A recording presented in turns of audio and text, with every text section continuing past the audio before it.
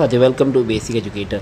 जो भी NVS aspirants हमारे साथ जुड़े हुए हैं और एनवीएस में टीजीटी पीजीटी का एप्लीकेशन फॉर्म फिल करना चाहते हैं या उसकी लिए तैयारी करना चाहते हैं, तो उनके लिए सबसे इम्पॉर्टेंट हो जाता है अलग अलग पोस्ट के लिए eligibility criteria and subject combination. तो जैसे ही आप लोगों को पता है कि नवोदय विद्यालय समिति की तरफ से टीजीटी पीजीटी का जो नोटिफिकेशन है वो जुलाई 15 को आ जाएगा, यानी 15 जुलाई 2024 को उसका नोटिफिकेशन आ जाएगा। तो उसके लिए आपको क्या क्वालिफ़िकेशन होनी चाहिए, क्या एलिजिबिलिटी क्राइटेरिया है, उसके रिगार्डिंग हम इस वीडियो में डिटेल चर्चा करेंगे। तो आप बने रहिए वीडियो के अंत तक। साथियों, ये आप स्क्रीन पर देख पा रहे हैं कि नवोदय विद्यालय समिति का डायरेक्ट रिक्रूटमेंट ड्राइव का 2022-23 का नोटिफिकेशन है। तो इस नोटिफिकेशन के माध्यम से अलग अलग पोस्ट के लिए क्या क्या क्वालिफ़िकेशन, एज लिमिट, क्या क्राइटेरिया रहता है, तो वो हम जानेंगे। तो साथियों, सबसे पहले हम देख लेते हैं कि प्रिंसिपल के लिए क्या एलिजिबिलिटी रहती है। तो देखिए, प्रिंसिपल की आपकी जो एलिजिबिलिटी है वो पे लेवल 12 की जॉब है और 50 साल से ज़्यादा उम्र नहीं होनी चाहिए, मास्टर डिग्री होनी चाहिए, बीएड होना चाहिए, और ये पर्सन होल्डिंग एनालोगस पोस्ट और post of principal in central state government autonomous organisation और central state government pay level 12 in pay matrix. Vice principal हो assistant education officer in central government, state government, autonomous organisation of central government in pay level 10 in pay matrix having 7 years of combined experience as PGT and vice principal. PGT और vice principal के रूप में 7 साल का total experience अगर आपका है, जिसमें कि 2 years का प्रिंसिपल के रूप में एक्सपीरियंस होना कंपलसरी है, तो आप प्रिंसिपल के लिए अप्लाई कर सकते हैं। पीजीटी के लिए अगर आप हैं या पीजीटी या लेक्चरर हैं ऑटोनोमस बॉडी या सेंट्रल गवर्नमेंट, स्टेट गवर्नमेंट वगैरह में पे लेवल 8 में आप वर्क कर रहे हैं, तो अगर आपके पास 8 साल की रेगुलर सर्विस है तो आप प्रिंसिपल के लिए अप्लाई कर सकते हैं। और आपके पास टीजीटी और पीजीटी के रूप में टोटल 15 साल का एक्सपीरियंस है तो भी आप अप्लाई कर सकते हैं, जिसमें 3 साल की पीजीटी के रूप में एक्सपीरियंस होना ज़रूरी होता है। तो साथियों, आगे जो अगली पोस्ट है आपकी पीजीटी की पोस्ट है, पोस्ट ग्रेजुएट टीचर की पोस्ट है। तो पीजीटी की पोस्ट जो है ये डायरेक्ट रिक्रूटमेंट की पोस्ट होती है, प्रिंसिपल एक्सपीरियंस वाली पोस्ट होती है। तो पीजीटी की पोस्ट के बारे में हम जान लेते हैं। तो यहाँ पे देखिए इसेंशियल क्वालिफिकेशन में क्या बोला गया है। सबसे पहले मैं आपको दिखा देता हूँ कि 2 year integrated post graduate course from regional college of education NCERT or any other NCT recognized university institute in concerned subject with 50% marks in aggregate। यानी कि 2 साल की इंटीग्रेटेड पोस्ट ग्रेजुएट कोर्स हो जो कि किसी भी NCT रिकॉग्नाइज्ड यूनिवर्सिटी वगैरह से हो सकता है, या और उसके बाद BEd degree is not required for candidates who have undergone 4 year integrated degree course of regional education of NCERT और for other NCT recognise institute. तो ये तो ज़्यादा इंपॉर्टेंट नहीं है, मेन चीज़ ये है और के नीचे जो दिया हुआ है master degree from a recognise university with at least 50% marks in aggregate. यानी कि अगर आपके पास मास्टर डिग्री 50% मार्क्स के साथ है तो आप अप्लाई कर सकते हैं। इसमें आपको पीजीटी इंग्लिश के लिए सब्जेक्ट इंग्लिश चाहिए, पीजीटी हिंदी के लिए हिंदी चाहिए, पीजीटी फिजिक्स के लिए physics, applied physics, electronic physics, nuclear physics वाले एलिजिबल है, पीजीटी केमिस्ट्री के लिए केमिस्ट्री एंड बायोकेमिस्ट्री वाले एलिजिबल है। ऐसे ही पीजीटी मैथमेटिक्स के लिए मैथमेटिक्स एंड अप्लाइड मैथमेटिक्स वाले एलिजिबल है, इकोनॉमिक्स के लिए economics, applied economics and business economics वाले एलिजिबल है, पीजीटी हिस्ट्री के लिए हिस्ट्री वाले एलिजिबल है, ज्योग्राफी के लिए ज्योग्राफी वाले एलिजिबल है, कॉमर्स के लिए commerce with accounting, cost accounting, financial accounting as a major subject of study, holders of degree of MCom in applied business economics shall not be eligible. ये तो ध्यान रखना है कि किसमें आपको होना चाहिए। पीजीटी बायोलॉजी के लिए देखिए botany, zoology, life science, bioscience, genetic, microbiology, biotechnology, molecular biology, plant physiology, provided that the student studied botany and zoology at graduation level. तो आपने बॉटनी और जूलॉजी ग्रेजुएशन लेवल पर पढ़ी हो और इनमें से किसी भी एक सब्जेक्ट में आपका पीजी हो तो आप पीजीटी बायोलॉजी के लिए एलिजिबल हैं। इसके साथ साथ आपका पास बीएड डिग्री होनी चाहिए और फिर उसके बाद जो proficiency in Hindi and English वो तो सबके पास होती है। डिज़ायरेबल क्वालिफ़िकेशन क्या है कि आपके पास अगर एक्सपीरियंस है तो अच्छी बात है, कंप्यूटर की नॉलेज है तो अच्छी बात है, एक्सपीरियंस ऑफ रेजिडेंशियल स्कूल में पढ़ाने का एक्सपीरियंस है तो वो तो अच्छी बात है। पीजीटी कंप्यूटर साइंस के लिए देखिए क्या एलिजिबिलिटी है। इसमें आपकी बीई या बीटेक होना चाहिए, एमसीए होना चाहिए, एमएससी होना चाहिए, बीएससी कंप्यूटर साइंस होना चाहिए, पीजीटी सीए होना चाहिए, बी लेवल हो डोएक का या सी लेवल हो, डिज़ायरेबल बीएड। तो साथियों मैं बता दूं पीजीटी कंप्यूटर साइंस की इस बार जो क्वालिफ़िकेशन आएगी ये बदल जाएगी, क्योंकि इस बार TGT computer science subject introduce कर दिया गया है। तो इस बार टीजीटी कंप्यूटर साइंस में मतलब bachelor degree in computer science यानी कि चाहे बीटेक हो या बीसीए बीएससी ये सब एलिजिबल होंगे, और आपका जो पीजीटी कंप्यूटर साइंस होगा उसमें आपका एमसीए एमटेक वगैरह एलिजिबल होगा। साथ में बीएड भी कंपलसरी कर दिया गया है इस बार पीजीटी कंप्यूटर साइंस के लिए, तो आप ये चीज़ ध्यान रखना। फिर उसके बाद ट्रेंड ग्रेजुएट टीचर है, ये साथियों पे लेवल आपकी 7 की जॉब होती है। इसमें देखिए 4 ईयर इंटीग्रेटेड कोर्स अगर आपका है यानी कि बीएससी बीएड बीए बीएड तो आप एलिजिबल होते हैं। कंसर्न सब्जेक्ट में आपके 50% मार्क्स होने चाहिए और एग्रीगेट भी आपके 50% मार्क्स होने चाहिए। या बैचलर डिग्री इन ऑनर्स यानी कि आपके पास ऑनर्स डिग्री होनी चाहिए। जैसे आप सपोज़ टीजीटी हिंदी के लिए अप्लाई करें तो हिंदी ऑनर्स होना चाहिए, इंग्लिश है तो इंग्लिश ऑनर्स होना चाहिए। तो ऑनर्स वाले अगर हैं तो ऑनर्स वाली डिग्री भी एलिजिबल है। इसमें देखिए टीजीटी में सब्जेक्ट कॉम्बिनेशन का बहुत तगड़ा मैटर रहता है, तो इसको थोड़ा सा आप डिटेल में समझ लीजिए। ये bachelor honours degree with at least 50% marks in all concern subject individually and also in aggregate. Candidate should have studied requisite subject for at least 2 years in 3 years degree course. जो रिक्विसाइड सब्जेक्ट है वो 2 साल तो at least पढ़े हुए हों 3 साल की डिग्री कोर्स में।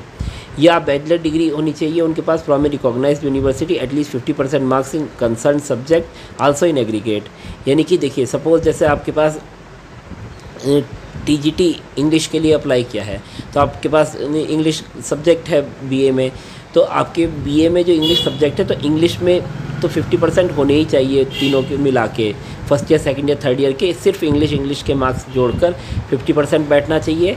और साथ ही आपके टोटल जो एग्रीगेट डिग्री जो आपने की है बीए उसमें भी आपके 50% बैठने चाहिए। सपोज़ आप टीजीटी साइंस के लिए भरते हैं तो टीजीटी साइंस के लिए क्या होता है, मैथ और फिजिक्स कंपलसरी होता है। तो मैथ फिजिक्स में आपके और केमिस्ट्री के अलावा और भी सब्जेक्ट हो सकते हैं, तो यानी कि उसमें आपका मैथ में भी 50% मार्क्स अलग होने चाहिए, फिजिक्स में भी 50% मार्क्स अलग से होने चाहिए तीनों साल के मिला के, और उसके अलावा आपके टोटल में भी 50% मार्क्स होने चाहिए।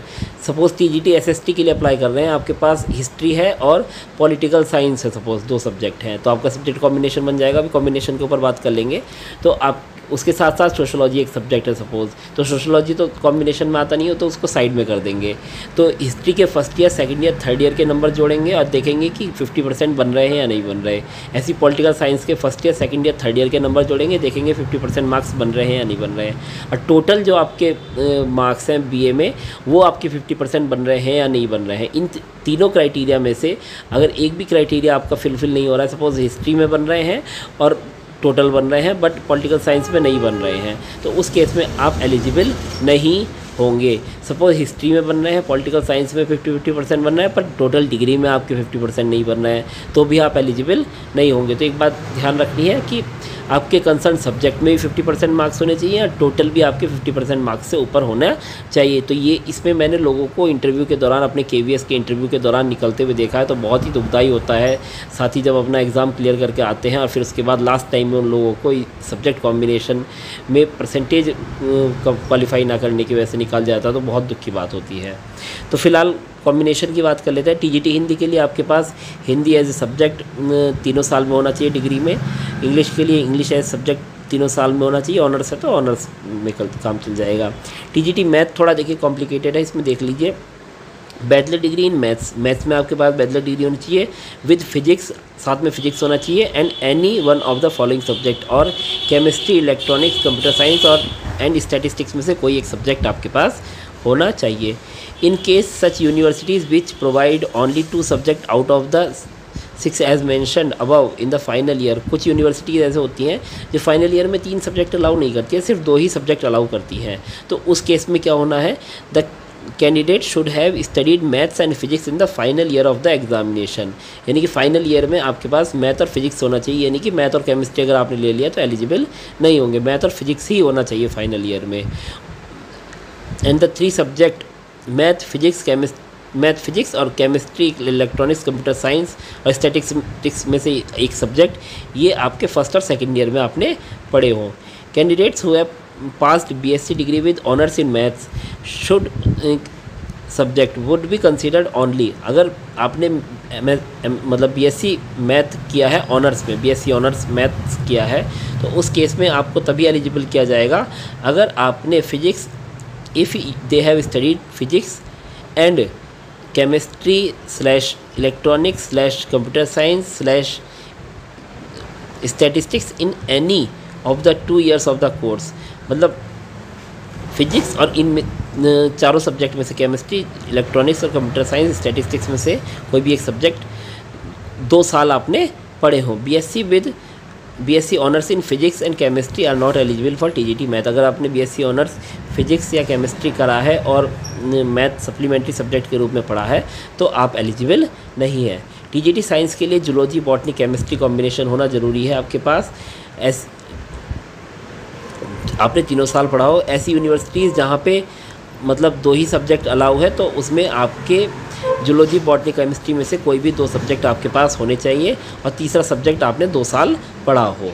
ऑनर्स के केस में आपके तीनों में से किसी भी एक सब्जेक्ट में आपका ऑनर्स हो, जूलॉजी ऑनर्स हो, बॉटनी ऑनर्स हो या केमिस्ट्री ऑनर्स हो। Candidate must have studied other 2 subject in any of the 2 years of the course. और कैंडिडेट ने अदर जो 2 सब्जेक्ट हैं वो 2 साल अपने कोर्स के दौरान पढ़े हों। टीजीटी सोशल साइंस में आपके पास देखिए हिस्ट्री या ज्योग्राफी, इसको मैं मोटा मोटा बता देता हूँ। हिस्ट्री या ज्योग्राफी आपके पास होना चाहिए, कंपलसरी है। फिर उसके साथ साथ आपका पॉल साइंस या इकोनॉमिक्स हो सकता है। देखिए हिस्ट्री प्लस ज्योग्राफी कर ले तब भी कॉम्बिनेशन बन जाएगा, हिस्ट्री प्लस पॉल साइंस कर ले तो भी कॉम्बिनेशन बन जाएगा, हिस्ट्री प्लस इकोनॉमिक्स कर ले तो भी कॉम्बिनेशन बन जाएगा, ज्योग्राफी प्लस हिस्ट्री कर लो तब भी कॉम्बिनेशन बन जाएगा, ज्योग्राफी प्लस इकोनॉमिक्स कर लो तो भी कॉम्बिनेशन बन जाएगा, ज्योग्राफी प्लस पॉल साइंस कर लो तो भी कॉम्बिनेशन बन जाएगा। अगर आपका इकोनॉमिक्स प्लस पॉल साइंस बन रहा है कहीं पे तो आपका सब्जेक्ट कॉम्बिनेशन नहीं बनेगा। उसके साथ साथ आपको ध्यान रखना है अगर आपने ऑनर्स कोर्स किया है तो उस केस में आपका ज्योग्राफी या हिस्ट्री ऑनर्स होना चाहिए। पॉलिटिकल साइंस या इकोनॉमिक्स ऑनर्स एलिजिबल नहीं होते हैं। और ज्योग्राफी और हिस्ट्री ऑनर्स के केस में पॉल साइंस मतलब अदर 3 सब्जेक्ट आपने सपोज हिस्ट्री ऑनर्स किया है तो ज्योग्राफी, इकोनॉमिक्स या पॉल साइंस में से कोई भी एक सब्जेक्ट आपने 2 साल पढ़ा हो, या ज्योग्राफी ऑनर्स किया है तो हिस्ट्री, इकोनॉमिक्स और पॉल साइंस में से कोई भी सब्जेक्ट आपने 2 साल पढ़ा हो तभी आप एलिजिबल होंगे। तो आप इसको समझ लीजिएगा। टीजीटी थर्ड लैंग्वेज के लिए आपके थर्ड लैंग्वेज में ग्रेजुएशन होना चाहिए, यानी कि ग्रेजुएशन के 3 साल में आपके पास थर्ड लैंग्वेज होनी चाहिए। The condition of at least 50% marks in aggregate in degree course is to be constructed as having at least 50% marks in entire degree course. The condition of at least 50% marks in concerned subject is to be construed as the having 50% marks in aggregate in each subject essential for the post. मतलब 50% in concerned subject मतलब आपके 3 साल में जो marks हैं किसी एक subject के, सपोज आपने टीजीटी साइंस के लिए अप्लाई किया, जूलॉजी, बॉटनी, केमिस्ट्री चाहिए 3 साल के लिए, तो उसमें आपके जूलॉजी के देखे जाएंगे 3 साल में 50% बन रहे हैं नहीं बन रहे हैं, बॉटनी में 3 साल में 50% बन रहे हैं नहीं बन रहे, केमिस्ट्री में 3 साल में 50% बन रहे हैं नहीं बन रहे, टोटल में आपके 50% बन रहे हैं नहीं बन रहे, इस तरीके से आपका देखा जाता है। इसके साथ साथ सभी टीजीटी कैंडिडेट्स को सीटेट पास होना चाहिए पेपर 2 और उनके पास डिग्री मतलब बीएड डिग्री होनी चाहिए। आप डिज़ायरेबल क्वालिफिकेशन में आपके पास एक्सपीरियंस है रेजिडेंशियल स्कूल का तो अच्छी बात है, कंप्यूटर की नॉलेज है तो अच्छी बात है। BEd degree not applicable for 4 year integrated course as mention in the clause A. अगर आपके पास बीएससी बीएड या बीए बीएड यानी कि 4 year इंटीग्रेटेड कोर्स है तो बीएड डिग्री अलग से ज़रूरत नहीं है। इसके अलावा मिसलेनियस पोस्ट भी पे लेवल 7 की ही पोस्ट होती है। इसमें आपके म्यूज़िक, आर्ट, पीईटी यानी कि physical education teacher male female आते हैं और लाइब्रेरियन आती है, तो पे लेवल 7 की जॉब है। तो म्यूज़िक के लिए आपके पास 5 year study in music institution recognised by concern state government और equivalent to graduate post graduate degree और बैचलर डिग्री होनी चाहिए with music from recognised university और higher secondary, senior secondary with any of the following होना चाहिए: संगीत विशारद, examination of गंधर्व महाविद्यालय मंडल बॉम्बे और जो भी ये सब चीज़ें आप देख सकते हैं। तो डिटेल क्वालिफ़िकेशन यहाँ पे दिया हुआ है। आर्ट वालों को मैं बता देता हूँ कि आपका जो बीए ड्राइंग वाले जो कैंडिडेट्स होते हैं वो एलिजिबल नहीं होते हैं। तो आप एक बार बिल्कुल ध्यान दीजिए कि बीए ड्राइंग वाले कैंडिडेट एलिजिबल नहीं होते हैं। इसमें BFA यानी कि बैचलर ऑफ फाइन आर्ट्स मांगा जाता है। तो इसको आप लोग बिल्कुल ध्यान दे लीजिएगा। बीए ड्राइंग वाले कैंडिडेट एलिजिबल नहीं होते। एक बार पढ़ के बता देता हूँ आर्ट की क्वालिफिकेशन में आपको। 4 year recognise diploma in any discipline as of fine arts as drawing, painting, sculpture, graphic after second year, यानी कि 4 ईयर रिकॉग्नाइज डिप्लोमा किया हो आपने फाइन आर्ट्स में 12th क्लास पास करने के बाद, या आपने 5 year recognise diploma in any discipline of fine arts किया हो as drawing, painting, sculpture, graphic after class 10th के बाद आपने 5 साल का जो फाइन आर्ट्स का डिप्लोमा है वो किया हो, या 12th के बाद 4 ईयर्स का जो फाइन आर्ट्स का डिप्लोमा होता है वो किया हो, या आपने डिग्री ली हो, degree in fine arts craft from recognise university. देखिए इसमें ड्राइंग की बात नहीं कर रहे हैं, ये फाइन आर्ट वर्ड इस्तेमाल हो रहा है। तो आपने डिग्री इन फाइन आर्ट्स मतलब BFA bachelor of fine art किया हुआ हो आपने, या B.Ed degree in fine art किया हुआ हो जो कि रीजनल कॉलेज ऑफ एजुकेशन से होती है। PET मेल के लिए आपके पास बैचलर ऑफ फिजिकल एजुकेशन होना चाहिए, BPEd होना चाहिए, या DPEd from recognised university that the admission qualification of the diploma at least university degree, यानी कि BPEd आप या तो आपने BPEd किया हो या DPEd किया हो जो कि ग्रेजुएशन के बाद होता है। इसके अलावा लाइब्रेरियन के लिए आपके पास BLib या BLIS की जो डिग्री होती है वो होनी चाहिए। University degree of library science from recognised university, graduation with 1 year diploma in मतलब BLib हो या 1 year diploma on library science हो आफ्टर ग्रेजुएशन, और हिंदी इंग्लिश में आपको अदर दैन रीजनल लैंग्वेज में काम करने का एक्सपीरियंस हो। तो ये आपकी क्वालिफ़िकेशन है। साथियों एक बात इसमें ध्यान देने योग्य है कि आपका जो ये एग्ज़ाम है इसमें आपकी नेगेटिव मार्किंग रहती है। तो आपके 1/4 नेगेटिव मार्किंग है, यानी कि एक क्वेश्चन गलत करने पर 0.25 मार्क्स आपके कट जाएंगे, यानी कि 4 गलत क्वेश्चन पर आपके एक सही क्वेश्चन के मार्क्स कट जाते हैं। तो आप ये चीज़ ध्यान रखिएगा क्वेश्चन करते हुए कि यहाँ पे आपकी नेगेटिव मार्किंग एप्लीकेबल है 1/4, तो आप गलत क्वेश्चन करने से इसमें बचें। और साथियों मैं आपको ये बता दूँ कि जो सिलेक्शन होगा CBT के माध्यम से यानी कंप्यूटर बेस्ड टेस्ट के माध्यम से, उसमें जो साथी चुने जाते हैं वो 1:5 के रेशियो में चुने जाते हैं, यानी कि एक सीट के सापेक्ष 5 कैंडिडेट्स को चुना जाता है इंटरव्यू के लिए, और फिर उसके बाद इंटरव्यू में आपके इंटरव्यू के बाद जो आपका फाइनल सिलेक्शन होता है। तो आप लोग क्वेश्चन करते हुए ध्यान रखें कि यहाँ पे नेगेटिव मार्किंग का प्रोविज़न रहता है, और जो भी साथी सेलेक्ट होंगे अपना CBT के बाद तो 1:5 के रेशियो में सेलेक्ट होंगे, तो इंटरव्यू का बहुत बड़ा रोल हो जाता है। इंटरव्यू पिछली बार जो आपका इंटरव्यू था वो 80:20 मतलब जो फाइनल सिलेक्शन था वो 80:20 के रेशियो में था, यानी कि आपके जो रिटर्न में मार्क्स आएंगे उसके परसेंटेज का 80% लिया जाएगा, और इंटरव्यू में जो मार्क्स आएंगे उसके परसेंटेज का आपका 20% लिया जाता है। तो 80:20 के रेशियो में आपका इंटरव्यू के बाद फाइनल सिलेक्शन होता है, तो 20% वेटेज आपका इंटरव्यू का रहता है। तो आप ये समझ के चलिए इंटरव्यू का भी बहुत बड़ा रोल है। तो जिन साथियों का हमारा सिलेक्शन होगा तो वो अपना इंटरव्यू के लिए भी अच्छे से तैयारी करते रहिएगा। तो इस प्रकार से आप लोगों की ये जो आपका मोड ऑफ सिलेक्शन रहेगा।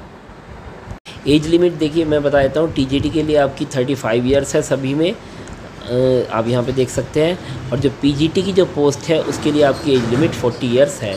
एज लिमिट में आपका जो एक्सटेंशन होता है वो मतलब रिलैक्सेशन होता है SC/ST के लिए 5 ईयर्स, OBC के लिए 3 ईयर्स, ऑल वीमेन कैटेगरी जो भी महिलाएं हैं उनके लिए 10 साल का रिलैक्सेशन है, और NVS एम्प्लॉयज़ के लिए तो कोई एज बार है ही नहीं।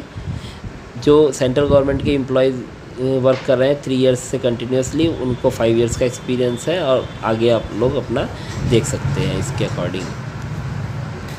कट ऑफ डेट जो रहेगी एलिजिबिलिटी के लिए, ये cut off date for determining various eligibility criteria will be closing date for submission of online application before applying. तो जो क्लोजिंग डेट रहती है वही अपनी एप्लीकेशन की, उसी को आपका कट ऑफ डेट माना जाता है।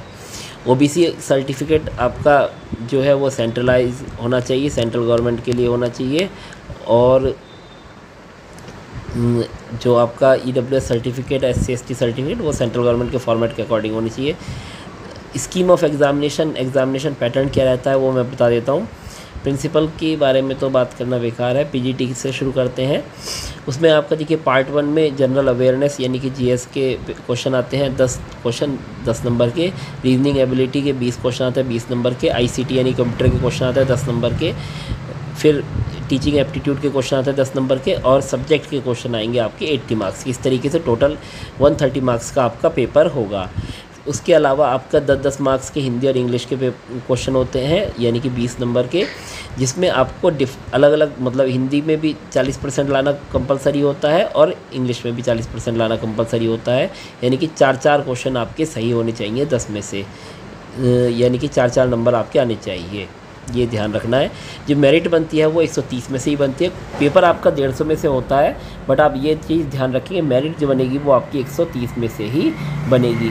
ये जो 20 नंबर नीचे के हैं ये आपके क्वालिफाइंग इन नेचर होते हैं, ये आप क्वालिफाई करेंगे तभी आप आगे 130 में से आपकी मेरिट बनेगी। अगर आप लैंग्वेज क्वालिफाई नहीं कर पाते हैं तो आप फेल माने जाते हैं। 130 में से चाहे फिर 130 ले आए, कोई भी फ़र्क नहीं पड़ेगा। तो आप ये ध्यान रखेंगे कि लैंग्वेज क्वालिफाई करेंगे आप, मतलब हिंदी में 10 में से 4 नंबर मिनिमम आएंगे, इंग्लिश में 10 में से 4 नंबर मिनिमम आएंगे, तभी आप आगे 130 नंबर में से आपके जो मार्क्स हैं वो फाइनल मेरिट के लिए आपके काउंट होंगे। इसके अलावा आपका TGT के लिए जो वो रहने वाला है उसमें GS आपका 10 नंबर का है, रीजनिंग एबिलिटी 10 नंबर की, ICT कंप्यूटर 10 नंबर का है, टीचिंग एप्टीट्यूड 10 नंबर का है और सब्जेक्ट आपका 80 नंबर का। इस प्रकार से 120 नंबर का आपका टोटल पेपर रहेगा और इसमें 30 नंबर की आपकी लैंग्वेज रहेगी। देखिए 10 नंबर की हिंदी रहेगी, 10 नंबर की इंग्लिश रहेगी और 10 नंबर की आपकी रीजनल लैंग्वेज रहेगी। सब में आपको 40-40% लाना होगा, यानी कि हिंदी में 10%, 10 क्वेश्चन में से 4 नंबर लाना, 10 नंबर में से 4 नंबर लाना कंपलसरी है। इंग्लिश में से 10 में से 4 नंबर लाना कंपलसरी है। जो भी रीजनल लैंग्वेज आप सेलेक्ट करेंगे, हिंदी, इंग्लिश, बांग्ला, कन्नड़, उर्दू, जो भी आप सेलेक्ट करते हैं रीजनल लैंग्वेज, उसमें भी आपको 10 में से 4 नंबर लाना कंपलसरी है। जब वो 10 में से 4 नंबर लाके आएंगे तभी उसके बाद आपकी 120 में से कॉपी ये चेक होगी और आपको फाइनल मेरिट के लिए कंसीडर किया जाएगा। बाई चांस किसी भी एक लैंग्वेज में आप पास नहीं कर पाते हैं तो आप डिस्क्वालीफाई हो जाएंगे, फिर 120 में से 120 भी ले आए तब भी कोई फ़र्क नहीं पड़ेगा। एग्ज़ाम की जो ड्यूरेशन रहेगी वो 3 घंटा रहेगी, यानी कि 3 घंटे का आपका एग्ज़ाम ये होगा। जो आपकी रीजनल लैंग्वेजेस हैं जो आप चूज़ कर सकते हैं वो इस प्रकार से हैं, यहाँ पे आप देख सकते हैं असमीज़, बंगाली, गुजराती, हिंदी, कन्नड़, मलयालम, मणिपुरी, मराठी, बोडो, नेपाली, उड़िया, पंजाबी, तमिल, तेलुगु, उर्दू, गारो, खासी, मिजो, इंग्लिश। तो इस तरीके से 19 भाषाएँ हैं जो कि आपकी रीजनल लैंग्वेज के लिए आप सेलेक्ट कर सकते हैं। तो इस प्रकार से आपका ये एग्ज़ाम पैटर्न रहने वाला है साथियों। तो आप लोगों के लिए बहुत ही एक गोल्डन अपॉर्चुनिटी है। और साथियों मैं इस प्रकार से दिखा देता हूँ। तो इस प्रकार से आपका OBC का सेंट्रल गवर्नमेंट का कास्ट सर्टिफिकेट रहता है। इस फॉर्मेट पे आपको OBC का कास्ट सर्टिफिकेट बनाना होता है। और ये आपका SC/ST का कास्ट सर्टिफिकेट यहाँ पे दिया हुआ है। इस प्रकार का आपका SC/ST का कास्ट सर्टिफिकेट आपको बनवाना होता है। फिर इसके अलावा आपका ये देखिए, ये आपका EWS का कास्ट सर्टिफिकेट का फॉर्मेट दिया हुआ है। तो EWS का सर्टिफिकेट आप इस प्रकार से बनवाना है। तो फॉर्मेट्स भी इन्होंने दिए हुए हैं। ये आपका स्क्राइब का फॉर्मेट है कि स्क्राइब का फॉर्मेट किस प्रकार से बनाना है। इस प्रकार से ये आपकी डिटेल नोटिफिकेशन था जो आपकी eligibility criteria, qualification, age limit, आपकी एग्ज़ाम पैटर्न वगैरह पर डिस्कस करता है। तो आप आशा करते हैं ये जो जानकारी है आपके लिए फ़ायदेमंद रही होगी और आपको इसके रिगार्डिंग NVS की क्वालिफ़िकेशन, क्राइटेरिया वगैरह कोई क्वेश्चन है तो आप हमें टेलीग्राम से जुड़कर हमारे साथ अपनी क्वेरी रख सकते हैं या कमेंट के माध्यम से भी अपनी क्वेरी रख सकते हैं। और बेसिक एजुकेटर का काम अगर आपको अच्छा लगता है तो वीडियो को लाइक ज़रूर कीजिएगा, चैनल को सब्सक्राइब कीजिएगा और अपने साथियों के साथ शेयर कीजिएगा। नवोदय की खबरों के बारे में मैं आपको बता दूं कि पल पल की खबरें और प्रमाणिक खबरें आपको बेसिक एजुकेटर पर ही मिलेगी। बेसिक एजुकेटर पर हमने नवोदय की पिछली रिक्रूटमेंट को भी पूरी तरीके से फॉलो किया था और आपसे वादा करते हैं कि इस रिक्रूटमेंट को भी हम पूरी तरीके से आपके साथ रहेंगे, बेसिक एजुकेटर का साथ आपके लिए साथ पल पल बना रहेगा। आपकी कोई भी क्वेरी रहेगी किसी भी पल, तो आप बेसिक एजुकेटर से जुड़कर आप अपनी समस्याएं रख सकते हैं, आप अपनी क्वेरी रख सकते हैं। आशा करते हैं आपको हमारा काम अच्छा लगता है, तो अपना प्यार देते रहिए, चैनल को सब्सक्राइब करते रहिए। Thank you, thanks for being with basic educator.